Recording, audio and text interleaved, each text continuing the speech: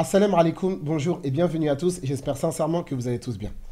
Depuis de nombreuses années, il y a des personnes qui considèrent que dans le Coran, il y a une erreur historique concernant la mort de Pharaon.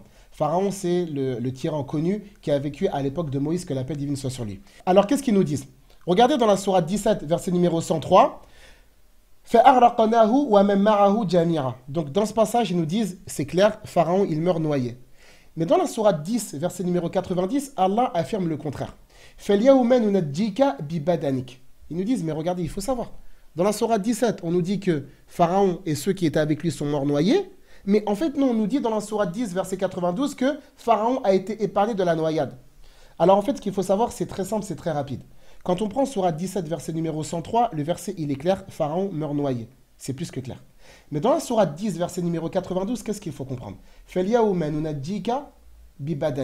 ne veut pas dire que Allah Azzawajal, il a sauvé Pharaon de la noyade. Ça veut dire qu'une fois que Pharaon est mort noyé, Allah subhanahu wa ta'ala, il a fait sortir son corps, il l'a mis sur la rive afin que les gens constatent par leurs propres yeux que Pharaon était bel et bien mort. C'est la raison pour laquelle, pour comprendre le verset 92, il faut redescendre de 2 versets pour avoir le contexte. Sourate 10, verset numéro 90. Hatta idha adrakahu al-gharaqa. Qala amantu annahu la ilaha illa alladhi amanat bihi banu Israël wa ana minal muslimin. Regardez maintenant ce verset-là. Allah Azzawajal, il parle de la noyade et de la parole de Pharaon lorsqu'il a vu la noyade se rapprocher de lui. Ça veut dire que Pharaon, une fois qu'il s'est senti condamné, il a tenté de se convertir. Parce que lui, il s'est dit, ça y est, c'est bon, maintenant je suis fichu, je vais tenter de me convertir avant de mourir. C'est la raison pour laquelle, juste après Allah, qu'est-ce qu'il dit?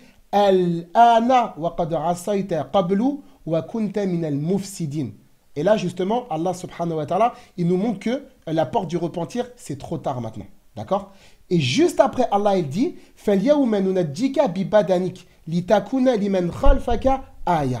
Allah, il dit, aujourd'hui, nous allons sauver ton corps pour que tu serves de signe à ceux qui vont venir après toi. Mais Allah subhanahu wa ta'ala, il ne parle pas du fait qu'il a sauvé Pharaon lui-même.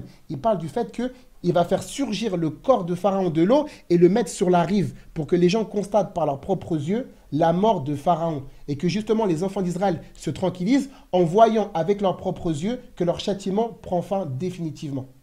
Et justement pour que aussi la mort de Pharaon, ça soit un exemple et un signe et une exhortation pour ceux qui vont venir après lui. Mais ça veut en aucun cas dire que Pharaon a été sauvé de la noyade. Est-ce que vous comprenez? Donc en fait, entre sourate 17, verset 103, et sourate 10, verset numéro 90, il n'y a pas la moindre contradiction.